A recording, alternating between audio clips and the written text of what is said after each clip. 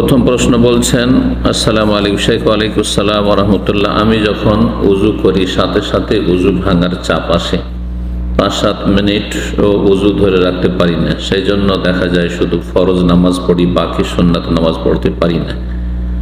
এবং মুসহাফ নিয়ে কোরআন পড়তে বসলে উজু থাকে না, বারংবার উজু চলে যায়। এমত অবস্থায় উজু চলে গেলেও কি আমি কোরআন টাচ করে পড়তে পারবেন ইনশাআল্লাহ?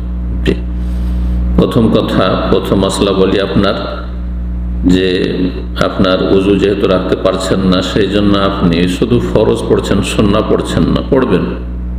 আপনি প্রতি ওয়াক্তের জন্য উজু করবেন। এই ক্ষেত্রে আপনার যেহেতু নাপাকি বা হাদাস হচ্ছে স্থায়ী, সেই জন্য প্রত্যেক ওয়াক্ত শুরু হওয়ার পর উজু করতে হবে। উজু করে নিয়ে ফরজ পড়বেন, সুন্নত পড়বেন। জি, ফরজ পড়বেন, সুন্নত পড়বেন।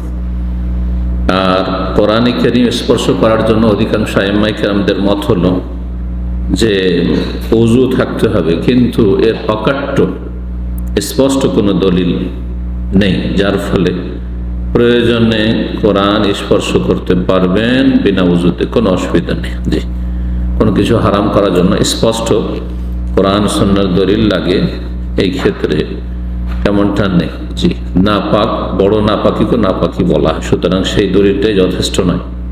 হ্যাঁ, বড় নাপাকি যখন গোসল ফরজ থাকবে তখন কোরআন স্পর্শ অবশ্যই করা যাবে না।